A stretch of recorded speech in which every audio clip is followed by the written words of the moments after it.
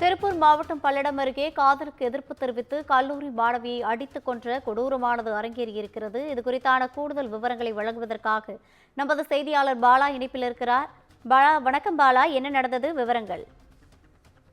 நிச்சயமாக ரவீனா, அதாவது பல்லடம் அருகே சேடபாளையம் பகுதியில் கடந்த ஞாயிற்றுக்கிழமை அன்று கல்லூரி மாணவி ஒருவர் இறந்து கிடந்துள்ளார். இது தொடர்பாக அவரது பெற்றோர்கள் இயற்கை மரணம் என்று எண்ணி அவரை யாரிடமும் தகவல் சொல்லாமல் அந்த பெயத்தை அடக்கம் செய்துள்ளனர். இதைத் தொடர்ந்து அந்த கல்லூரி மாணவி வித்யாவின் காதலன் காவல் நிலையத்தில் புகார் அளித்துள்ளார். அதாவது இந்த வித்யாவின் மரணத்தில் சந்தேகம் இருப்பதாக கூறியுள்ளார். இதைத் தொடர்ந்து நேற்று வித்யாவின் பிரேதம் மீண்டும் தோண்டி எடுக்கப்பட்டு மீண்டும் பிரேத பரிசோதனை செய்யப்பட்டது.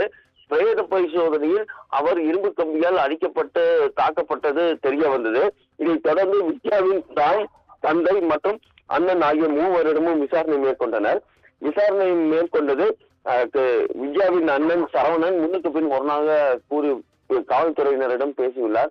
அதைத் தொடர்ந்து காவல்துறையினரின் திருகுபிடி விசாரணையில் சரவணன் அவர்களது காதல் பிடிக்கவில்லை என்பதற்காக தான் அடித்துக் கொன்றதாக வாக்குமூலம் அளித்துள்ளார். ரவீனா, கூடுதல் விவரங்களை வழங்கியதற்காக நன்றி பாலா.